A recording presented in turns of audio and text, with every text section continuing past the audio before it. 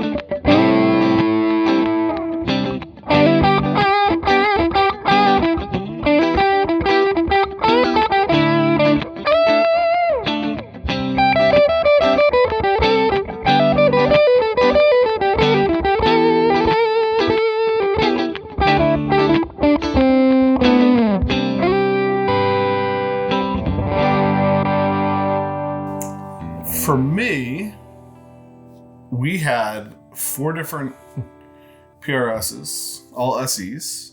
We had the Silver Sky last year.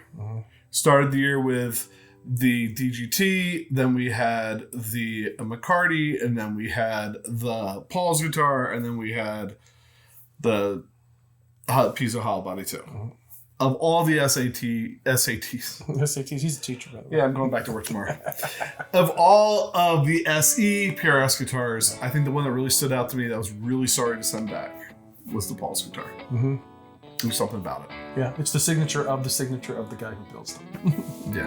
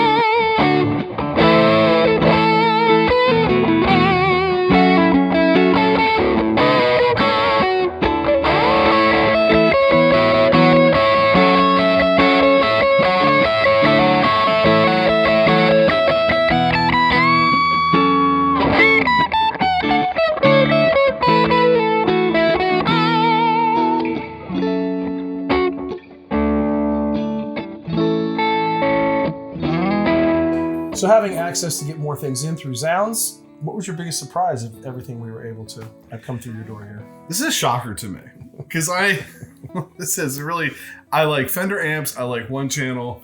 You know what I mean? I like the old, like a Deluxe, a Vibrolux, whatever, a Hot Rod on the clean channel. I've been a Fender guy forever.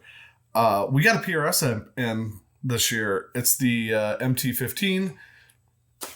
It's still sitting right there. We're going to use it on this video. It's right here behind the tree.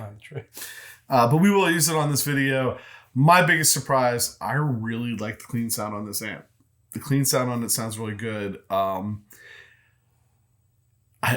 like the drive sounds on it when we had it that night, but we've used it on a bunch of videos now as like a second guitar when one of us is playing rhythm.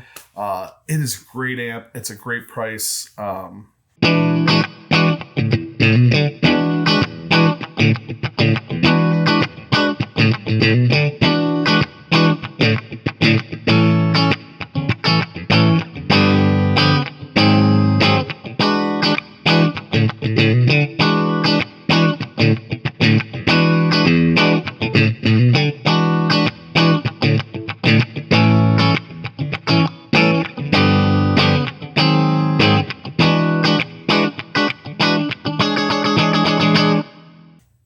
I still can't get over that. That's my biggest surprise of the year.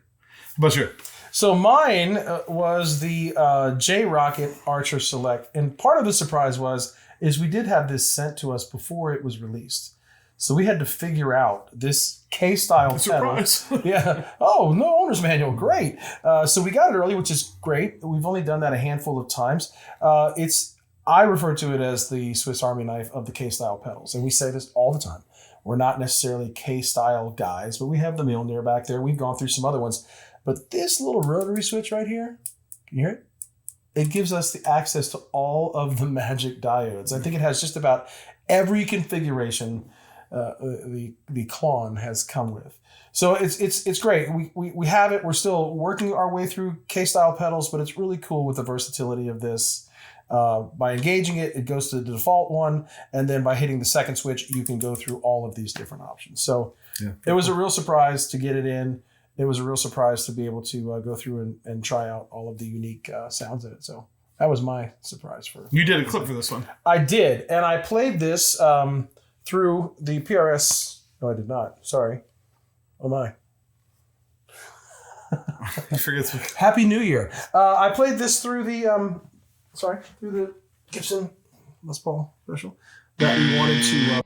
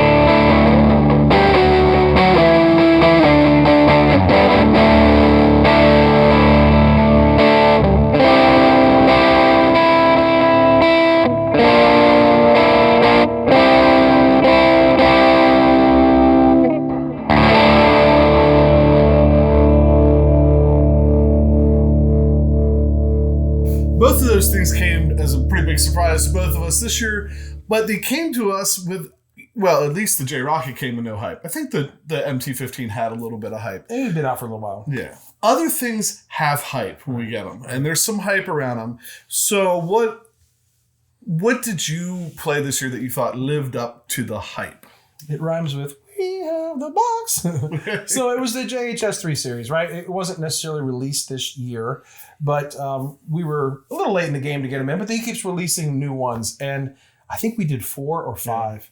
Yeah. And every one of them sounded great in the room. And I point back here because the amps are right here behind this tree. And it also sounded great recorded through the desk monitors, through the car, through my phone. They all really delivered at a $99 price point. You could literally build, and we may do this someday, build a pedal board with just those pedals, and you could do professional gigs, no problem. Yeah, they really lived up to the hype. Tonally, ease of use, components inside sounded great. Agreed.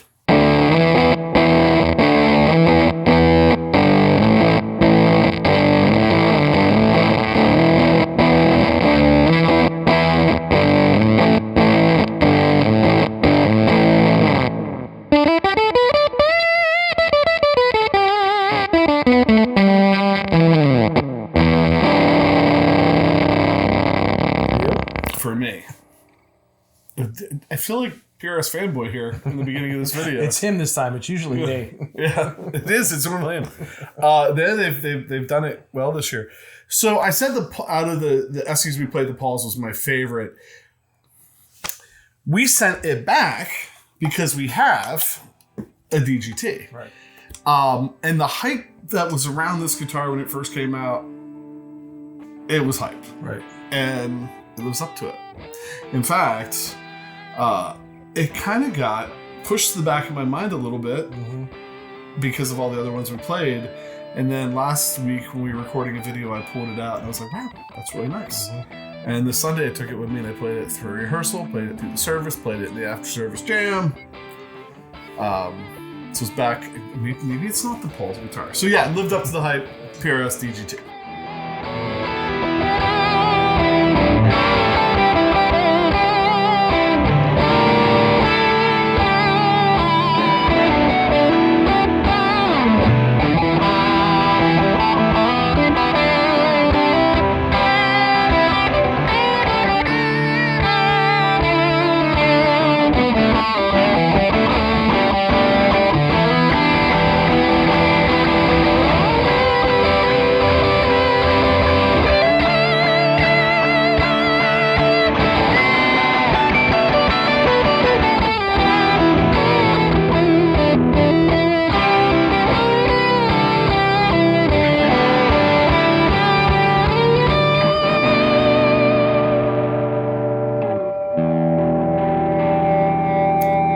So one thing we focus on every year is the series that we've been doing. We really didn't add very much to the Tremolo series this year. Really didn't add very much to the Leslie series. That happens when you do almost every Leslie pedal they have right from the get-go, right? So hoping to add more to those soon.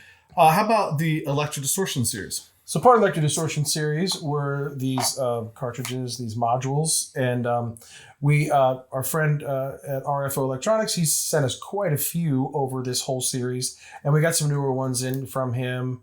I think we had the Fuzz, the Octave Fuzz, which is probably this one. I don't have my glasses on, Octave Fuzz. So he's been really good to us, keeping that series alive. I'm looking over here on the wall with the MPC guitar hanging over there. But we forged a new relationship with Stoka Engineering Services, who's also doing them via 3D printer, doing some really great stuff. Reached out to us. We forged a relationship.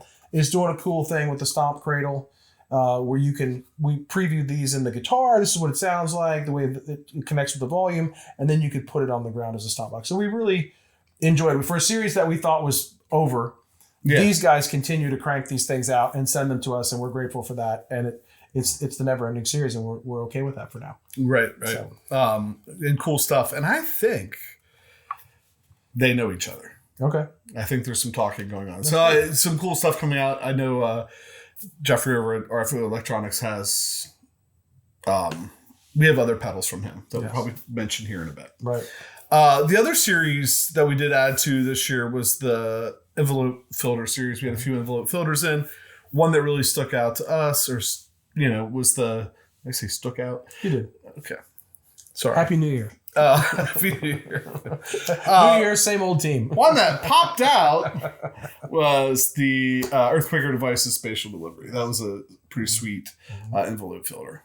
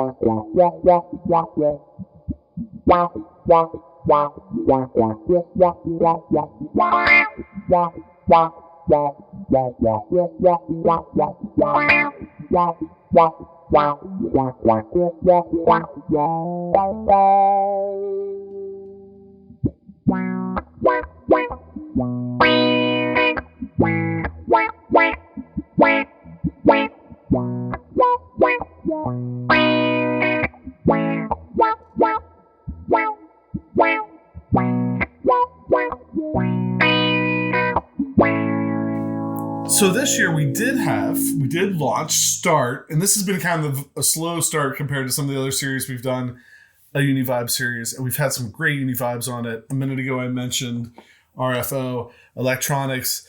We have on that series. Actually, this might have been done kind of right before the series, but we have the Waterfall from him, which is a nice small box 2-knob, really great sounding Uni-Vibe.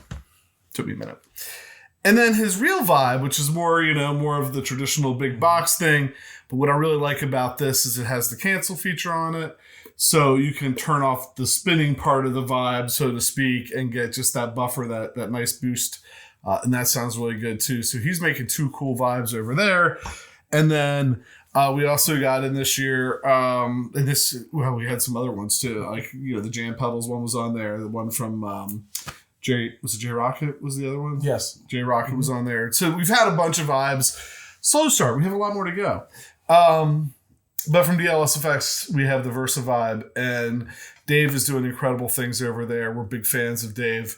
I know Pat has 3 of his pedals on his pedal board. I have 1 of his pedals on my pedal board. My permanent pedal board, I have 1 on my travel. Just to give you an idea, I went to find the instruction manual for that. I had to dig through 5 other DLSFX boxes to find that one to get the instructions out. So, yeah, there's a lot going on. We did a video recently on DLSFX, getting to know them. So please check that out. There's some really cool stuff over there. I took this box and here we go. Next year, we probably will have on this video the Exacta Fuzz from Barber Electronics. We got this on Black Friday and have never plugged it in yet. So this was probably a bad idea, but I plugged in this pedal for the first time into this pedal. I'm not sure if that's the direction I wanted, but that's what I did. And, please don't crucify me for this.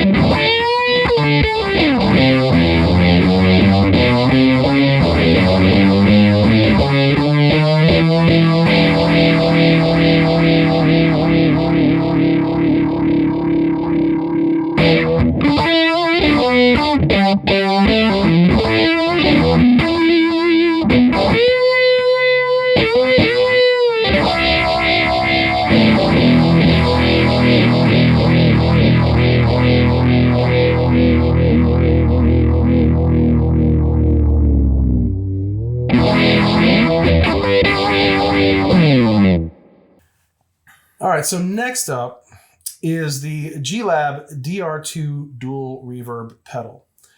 We've been teasing this for a long time. We're going to do a series for Warren Haynes' pedal board. We have some of the things already in our possession, started to grab some other things. We got this. It's a really great reverb. And because we have the Tremonti with no reverb in it, we don't know if we mentioned that when we talked about it, we've often used this when we run that amp. So I did a clip where I played both sides of this, one with a really shorter reverb and a longer, and I played it on this. We talked about David Barber in a minute. In addition to building pedals, he's a master tinkerer with guitars and amps, and I made a Freudian slip that I think is appropriate. I was going to say heavily modified, but I accidentally said heavenly modified by David Barber, rewiring this guitar. It already has Thornbuckers in it, and he rewired it and can split the coils. It's a great guitar. Paired it with this through the MT15, and believe it or not, I did not play a delay.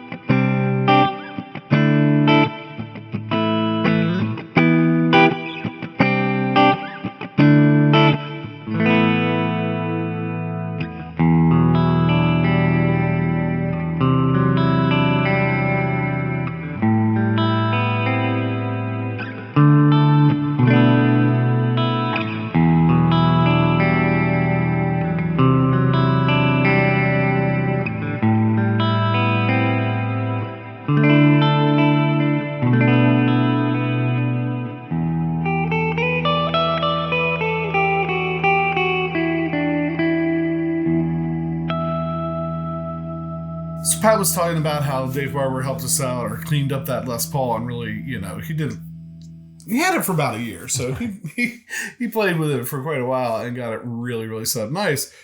But we were able to have him come over and be in the studio not too long ago. And this next piece of gear that I want to mention, we have never, demoed on the channel. So these are pieces of gear that we have in demo, but, this year. Using. Yeah, I cannot believe I'm about to say this. He brought with him the Universal Audio Dream 65, I think it is. Mm-hmm. And we went direct into the Focusrite from that. Not an amp to be seen the entire night. And I like old tube amps, but that thing sounded good. And more than that, it allowed Dave to be down here and play at a volume that was comfortable for him. So yeah, that's something that I think we might have to permanently find down. Hopefully eventually get down here kind of permanently, but Universal Audio. And, here's what it sounds like when Dave Barber, the guy that makes the pedals, plays them.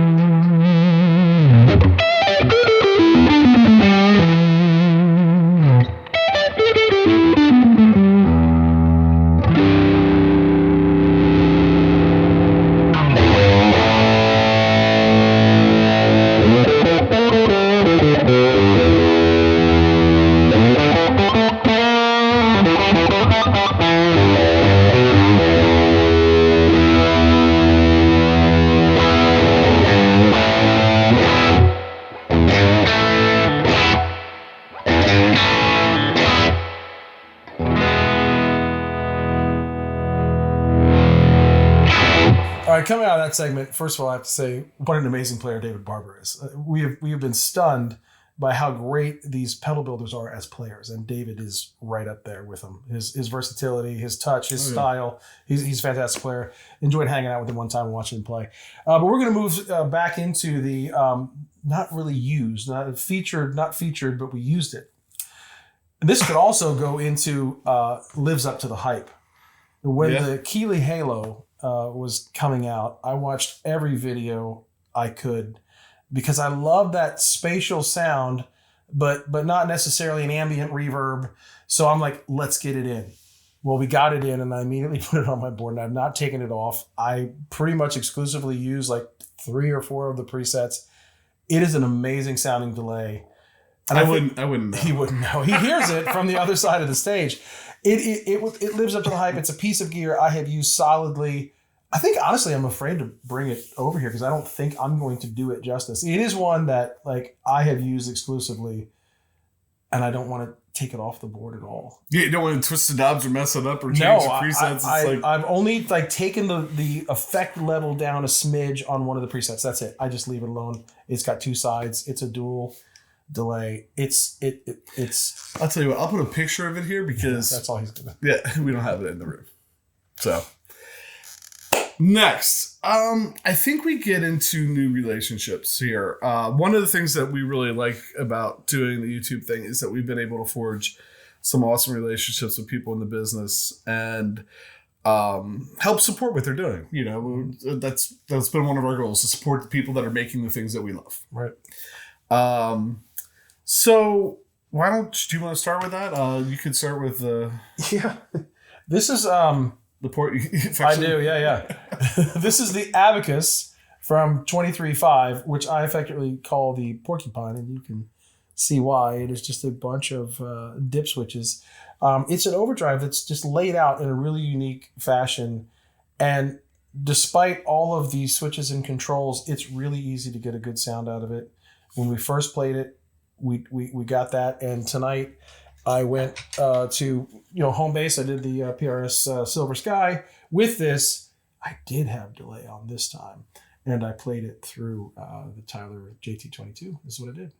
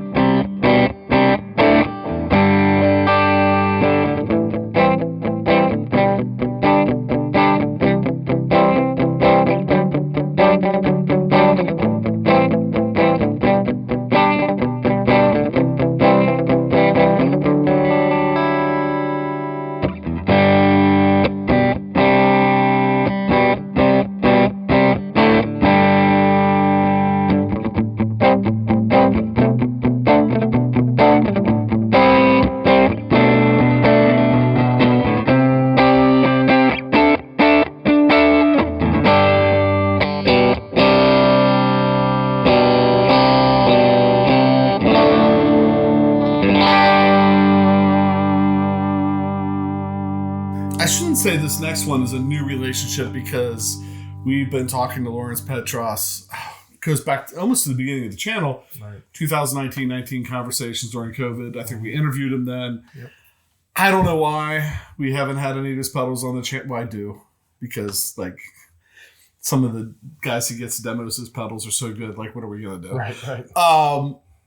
But I have a thing for tweed style pedals. Not me. And Lawrence came out with the 55, which is a tweed style pedal, and finally had to get that in, and it sounds great. Ever since Andy did that video, it was like, how to sound like Neil Young, tweed style pedal, delay, reverb. I had to have one. Just in case. Yeah, so took that, grabbed our SG Junior with the P90 pickup on it, and cranked everything up, and this was sound like.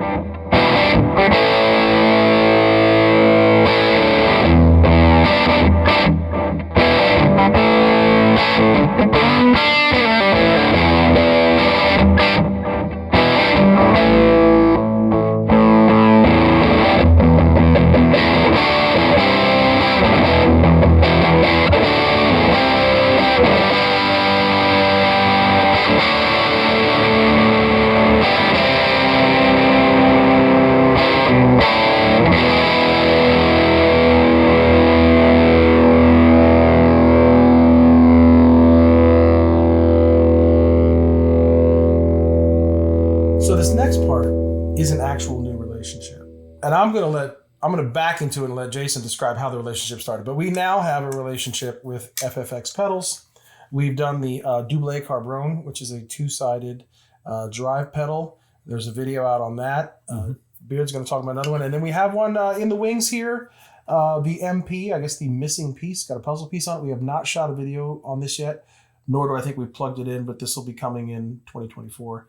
So how did we get hooked up with FFX? Well, yeah, so FFX and John from the Tone Lounge kind of collaborated. And they have the story out if you want to know how that happened. They collaborated in a, signature pedal, so to speak. Ark of Tone, signature overdrive for John over at the Tone Lounge. And John and I have been chatting back and forth for years, comments on each other's videos and stuff like that. And he said, "Hey, do you want to check it out?" And yes, yes, I want to check it out. So I grabbed this and grabbed the PRS because, DGT, because I keep going back to this in the last couple of days here.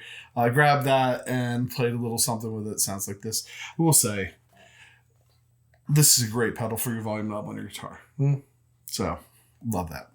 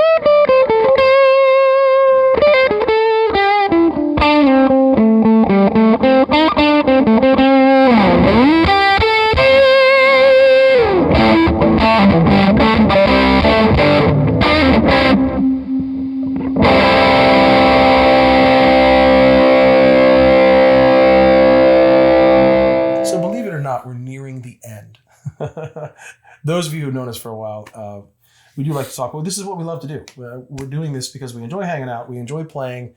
We started it so we could hang out and talk about gear. And here we are 2 weeks from 5 years of doing this. We're 112 subscribers away from 5,000 subscribers. We've forged some amazing relationships. We've been able to get our hands on gear that we probably wouldn't have otherwise if we didn't embark on this journey. So I'm going to embarrass him real quick. I appreciate what you do, all the editing, all of the emailing, all the packages come here. I really appreciate that you do the heavy lifting, and it wouldn't work. I know it's a partnership and we each bring something to the table, but I like to embarrass him and tell him to thank you for that. So maybe you tell him what's coming up other than my impending doom. My heavily edited, probably have a goat head right now or something. That's funny. I should probably do that. Or maybe a donkey. No, I mean, it's pretty... I think the thank you goes both ways. And if you stop and you think about it, I mean, Pat's driving over here. So whenever you have somebody, I don't have to leave home. So he has to travel 3 miles to get here. So I have to do all the, all the editing. I have a Prius. Don't be sad. Do all the editing and stuff like that. But no, I mean, the fact that this has lasted for 5 years, I think tells you how much fun we're having because nobody's making us do it. Right. And so with that, what's going to happen? What's going to change? I don't know. We have, the relationship with Zzounds is going to stick around, I hope. They've been really good to us and really taking care of the channel and getting us stuff that we want to look at and try out. And almost detrimental in the fact that it's so easy to get stuff from them that, we're not begging for those relationships anymore. So I do want to next year look into making some more of those. There's some really cool companies out there we haven't worked with that I'm looking to work with. Right. I'd like to see some of this go. So I feel like 5,000 people, maybe we should upgrade some audio, get the camera out of the way, and do some of that kind of back end stuff. And maybe we'll share like a studio tour with you or something if we ever get that taken care of. No promises. Right. But it has gotten incrementally better over the years in one way or another. But some of that stuff is kind of due. We talk about it. Hey, we finally got stools, by the way. We talked about that for years. Last year we said squeaky chairs and I forget what it was. It was going to be our new podcast. Squeaky stools and bad jokes, I'm sure, something like that. Right. So anyway, that's it. That's what's happening. That's our look back at 2023. Here we come, 2024. Unbelievable. With that, I say it every time. Thanks for subscribing, hitting the notification bell, clicking the like button. Anytime you do that, as you can see, that's what helps us do all this stuff and bring hopefully cool stuff to share with you. So hopefully it's like kind of a mutual relationship here. We're, I don't know. With that, I'm PJ on behalf of the Beard. Reminding no matter what you hear, you never have too much gear, even if I may have the head of a deer currently.